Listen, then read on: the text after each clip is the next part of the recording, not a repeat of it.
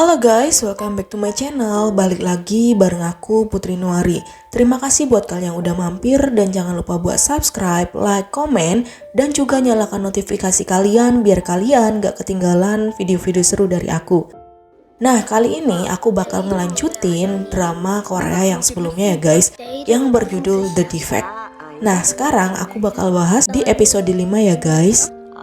Nah, setelah kejadian di episode sebelumnya tentang pengeboman tersebut, Ayeon akhirnya tertangkap oleh Kim Si-hye. Nah, Ayeon yang tertangkap oleh Kim Si-hye langsung dibawa dan dimasukkan ke dalam sebuah tong persis ketika dulu dia akan dibunuh. Kim Si-hye kemudian menyayangkan kenapa Ayeon yang seharusnya mati tapi masih hidup. 여기로 오면 어떡해? 그때 죽었어야지. 네가 왜 살아야 되는데? 어떻게 사람이 이렇게까지?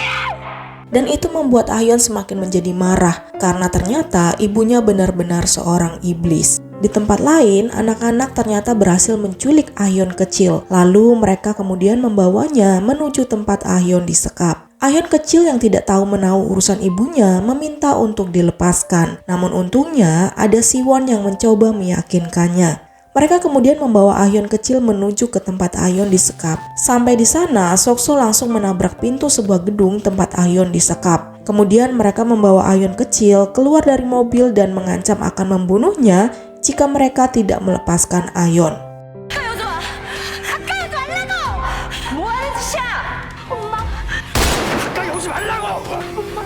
아연 양을 직접 만나보고 싶어요. 그래줘.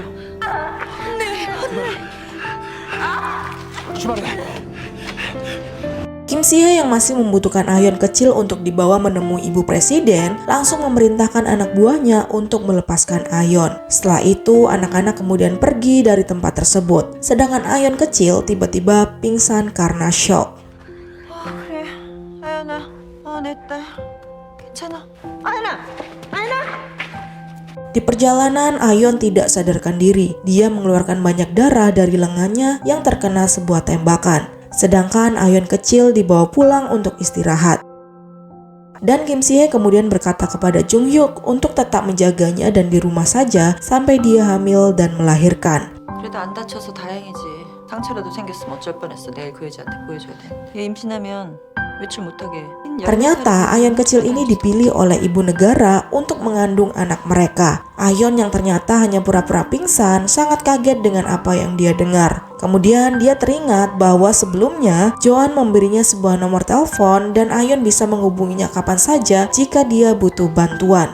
Di tempat lain, anak-anak membawa Ayeon ke rumah mereka. Namun Ayeon belum sadarkan diri, bahkan sekarang dia juga demam. Dalam keadaan genting, sayangnya mereka tidak bisa membawa Ayeon ke rumah sakit karena keterbatasan biaya. Kemudian Somi yang sangat mengkhawatirkan keadaan Ayeon mengajak anak-anak yang lain untuk pergi ke gereja mantan ayah Joan dan mengambil uang di kotak amal yang ada di sana. Namun Joan yang masih memiliki trauma terhadap ayahnya karena dia pernah disiksa, dia bersikeras untuk tidak ingin kembali ke sana. Mendengar keputusan Joan, Somi menjadi marah. Ia kemudian meyakinkan Joan untuk tetap kembali ke gereja dan mencuri uang di sana demi menyelamatkan Ayeon. Sebelum keadaan Ayeon semakin memburuk karena darah yang keluar dari lengannya tidak berhenti-berhenti. Somi akhirnya mengatakan hal yang membuat Joan sadar bahwa Somi sebenarnya juga tahu tentang ketakutan yang dirasakan Joan. Namun sekarang Joan harus melawan rasa takut tersebut dan menghadapinya agar dia bisa melanjutkan hidup dengan baik. 제발 아무것도 모르는 입 닥쳐라. 너 남의 상처라고 함부로 얘기하지 마. 너 내가 얼마나 아파하는지도 모르잖아. 내가 뭘 몰라. 너 밤마다 비웃고 소리 질러. 몰랐지? 우리 다 알아. 주님, 잘못했어요. 예수님 살려주세요. 제가 잘못했어요. 아버지! 잘 때마다 이러는데 어떻게 몰라? 너 무섭다고 계속 피하기만 할 거야? 도망만 칠 거냐고.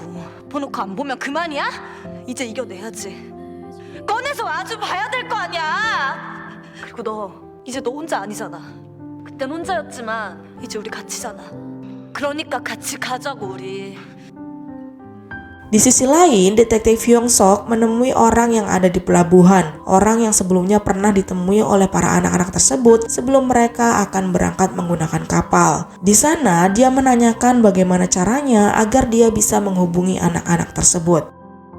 Keesokan harinya, Somi, Sokso, dan juga Joan akhirnya datang ke gereja tempat mantan ayah Joan. Gereja yang cukup ramai dengan banyak sumbangan yang diterima di sana. 아유 목사님, 우리 지윤이 이번에 서울대 들어갔습니다. 축하드립니다. 감사한 분도 넉넉히 넣습니다.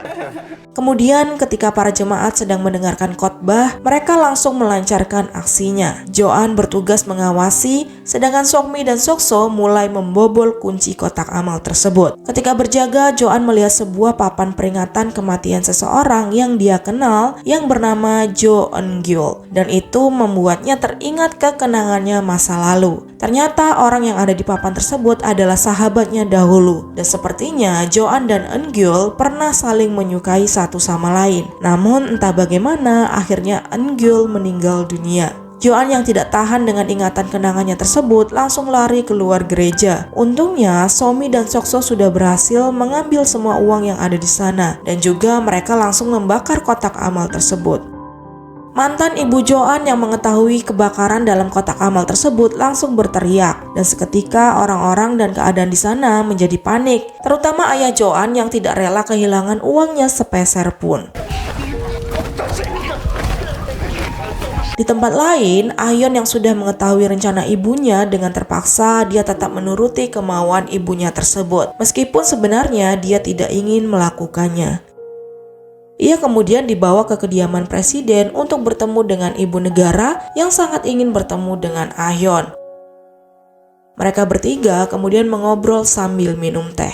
Kemudian ibu negara meminta kepada Kim Si-hye untuk berbicara empat mata kepada Ayon, karena ternyata dia sempat memiliki rasa kasihan ketika melihat Ayon yang masih muda harus mengandung anak dari dia dan juga suaminya. Kemudian dia mengatakan kepada Ayon jika Ayon tidak ingin melakukannya, ia bisa menolaknya saja. Namun Ayon mengatakan jika dia tetap mau melakukannya, karena baginya apa yang jadi keinginan ibunya itu akan jadi keinginannya juga, dan dia juga ingin menjadi anak yang berguna untuk ibunya. Mendengar perkataan Ayon dari luar, Kim Si-hye tersenyum senang. Dia merasa berhasil mendidik Ayon menjadi anak yang penurut. Di tempat lain, anak-anak kemudian mendatangkan seorang perawat yang pernah dipanggil Tae-sik sebelumnya, karena mereka yakin perawat tersebut akan bisa menjaga rahasia keberadaan mereka. Luka Ayon kemudian dijahit, namun dia kehilangan cukup banyak darah sehingga butuh waktu untuk pemulihannya. Setelah menyelesaikan tugasnya, perawat tersebut kemudian diberi uang, lalu sebelum pergi, dia menanyakan keberadaan Tae-sik. Namun anak-anak tersebut tidak bisa menjawab dan hanya bisa terdiam.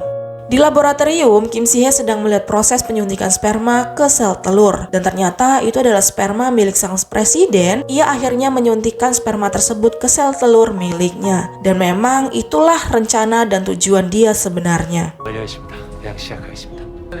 글쎄요, 뭐 사실 별 큰 기대는 없어. 대통령 유전자라고 별거 있겠어. 편하자고 하는 거지 뭐. 이러다 보면 언젠가는 완벽한 아이가 나타날까 싶어서. Di sisi lain, publik sedang dihebohkan tentang adanya revisi undang-undang bioetika, yang dimana isinya adalah tentang pelegalan UU Child Shopping, dimana jika itu benar-benar sudah disahkan, maka tak menutup kemungkinan perdagangan bayi merupakan suatu yang legal di sana. 지점입니다.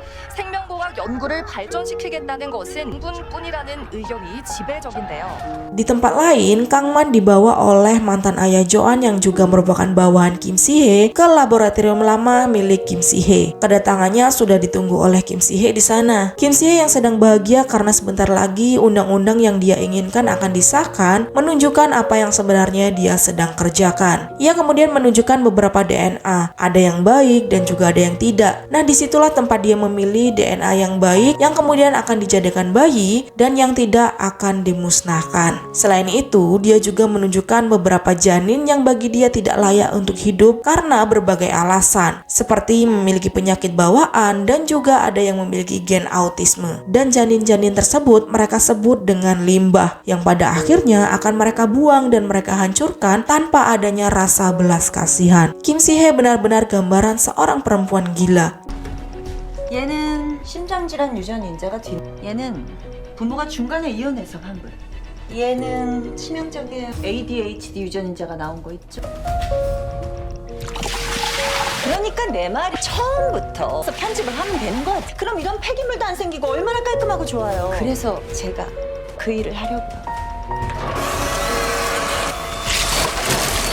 Kang Man yang tidak tahan melihat proses janin-janin yang mereka buang langsung keluar meninggalkan Kim Si-hye. Dia benar-benar tidak menyangka jika ternyata Kim Si-hye bertindak sejauh itu. Sedangkan mantan ayah Jo-an yang sangat tergila-gila dengan uang tidak sedikit pun merasa berdosa melihat apa yang dilakukan oleh Kim Si-hye. Bahkan dia sangat mendukungnya, padahal dia adalah seorang pendeta. Dia juga malah meminta Kim Si-hye untuk mendapatkan tugas mengelola pasar jual beli bayi tersebut kepada Kim Si-hye. Dan Kim Si-hye mengiyakannya karena menurutnya ayah Jo-an cukup berjasa. 목사님, 정말 괜찮은 생각이에요. 사업권 내드려야죠.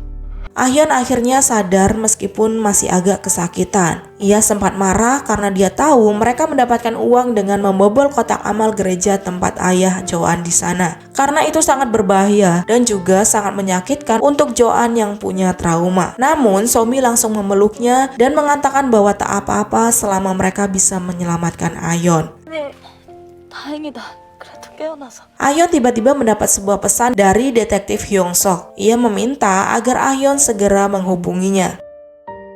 Jo-an yang sedang duduk di tangga dan yang masih terpukul karena ingatan tentang kematian sahabatnya tadi langsung menceritakan kepada Ahyeon bahwa sebenarnya saat ini dia benar-benar takut untuk meneruskan misi mereka melawan Kim Si-hye, dan menurutnya masih mudah ketika mereka dulu hidup bersembunyi karena pada waktu itu mereka akan selalu berkumpul dan makan bersama tanpa ada yang harus mereka khawatirkan dan mereka takutkan seperti sekarang. Namun Ahyeon kemudian mengatakan bahwa sebenarnya dia juga takut karena dia tidak pernah tahu apa yang akan dilakukan Kim Si-hye dengannya dan juga anak-anak yang lain. Tapi bagi Ahyeon, dia tetap harus maju dan menyelesaikan misi agar mereka bisa hidup bebas seperti orang-orang pada umumnya tanpa harus ada rasa takut diburu. Karena sejatinya mereka tidak melakukan kesalahan apapun. Jadi tidak adil rasanya jika mereka hidup dalam persembunyian selamanya.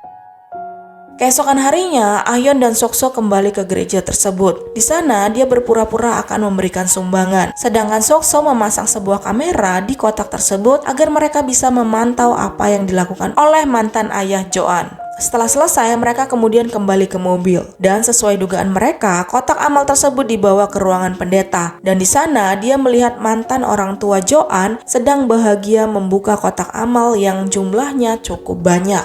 유인준 권사 500만 원. 엄순자 집사 100만 원. 춘배 신도 5만 원? 어머. 아니. 윤지석? 설마 네가 죽였어? Sampai akhirnya mereka menemukan sebuah amplop yang bertuliskan nama Yong Ji-sok, yang merupakan nama Jo-an ketika masih menjadi anak mereka. Karena merasa terancam dan takut jika Jo-an yang mereka kabarkan hilang akan muncul kembali. Akhirnya mereka kemudian memutuskan untuk mengunjungi sebuah dukun yang dia temukan di sebuah selebaran yang juga telah direncanakan oleh anak-anak tersebut. Ternyata yang berpura-pura menjadi dukun adalah Somi, dan mereka meminta Somi untuk memberikan jimat pengusiran agar Jo-an tidak bisa lagi mendatangi mereka. Bahkan dia juga sempat meminta Somi untuk melenyapkan Jo-an selamanya jika dia bisa. Dengan sangat meyakinkan, Somi kemudian memberikan sebuah jimat dengan syarat mereka harus menempelkannya di bawah salib besar di aula gereja mereka. 효험을 원하거든. 니놈 교회 십자가 밑에 붙여두거라. 큰 신을 눌러야 부적의 효험이 나는 법이야. Dan keesokan harinya, mantan ayah Jo-an berkhutbah seperti layaknya pendeta biasa. Dan ternyata hari itu adalah hari peringatan kematian Eun-gyeol. Dengan wajah palsunya, dia dan istrinya seolah-olah menangisi Jo-an yang berteman dengan Eun-gyeol, berharap anaknya yang hilang bisa kembali. Tiba-tiba Somi datang dengan pakaian dukunya. Di sana dia membuat sebuah keributan dan mengatakan bahwa dia telah menemukan Jo-sok, anak mereka. Bahkan istri pendeta percaya dan memohon ampun agar dia tidak mendatangkan Jo-an. Kemudian dengan pintarnya, Sokmi memastikan jimat yang dipakai pendeta tersebut. Seketika jemaat yang ada di sana merasa ragu kepadanya karena masa iya seorang pendeta datang ke sebuah dukun. Kemudian Jo-an muncul dengan gagahnya, dan lagi-lagi ayah Jo-an berakting seolah-olah dia sangat merindukannya dan memeluknya.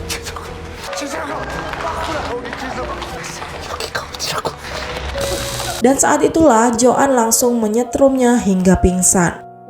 Mereka kemudian mengikat ayah Joan di sebuah salib, persis seperti apa yang dia lakukan dulu kepada Joan. Joan kemudian menghajarnya habis-habisan, meluapkan semua amarah yang dia pendam selama ini. Namun, bahkan di saat sudah tersiksa pun, ayah Joan tetap mengatakan hal-hal yang menyakitinya. Dia bahkan juga berkata bahwa Joan adalah penyebab kematian Eun-gyeol. Karena menurutnya, andai saja mereka tidak saling suka, pasti Eun-gyeol masih hidup sampai sekarang. Mendengar hal tersebut, Joan bertambah murka. Dia hampir memaku mantan ayahnya tersebut di salib itu. Untungnya, Ayeon mencoba menahannya, dan juga mantan ayahnya yang akhirnya memohon ampun dan mengatakan akan memberikan semua uangnya yang ada di berangkas asal Joan tidak membunuhnya. 아니, 네가 물고 빨지만 않았어도 알아 이 미친 새끼야. 저 씨발. 야, 너 지금 뭐하는 거야? 지원아, 이번하면 됐어. 그만해. 부하라 그럼 주실 것이요 찾으라 그럼 얻을 것이라 죄지어 상한 영혼 벌 받으리라 죽어. 아니야. 돈 줄게. 돈 필요하잖아, 니들. 금고. 빨로 와. Joan akhirnya berhasil meredam amarah dan dendamnya. Dia kemudian membawa semua uang dari berangkas ayahnya tersebut dan dia sumbangkan ke gereja lain yang menampung anak-anak yatim piatu. Setelah itu, Jung Hyuk dan anak buahnya mendatangi mantan ayah Joan yang sudah babak belur. Kemudian dia menelpon Kim Si-hye dan berbicara kepadanya. Kim Si-hye kemudian mengatakan bahwa dia tidak bisa memberikan tugas yang sebelumnya dia minta karena itu adalah pekerjaan Kim Si-hye. Jadi dia tidak bisa seenaknya saja meminta hal tersebut kepadanya. 목사님 통화 괜찮으세요? 아예 대표님. 말씀하셨던 그거 생각해봤는데 아무래도 목사님 못 드릴 것 같아요. 예? 아니 그럼 전 뭘 먹고 살아요? 아니 사람이 어디 꿈만 먹고 사나요? 돈벌이를 해야지. Dan setelah itu, Jung Hyuk langsung menusuknya tepat di bagian lehernya.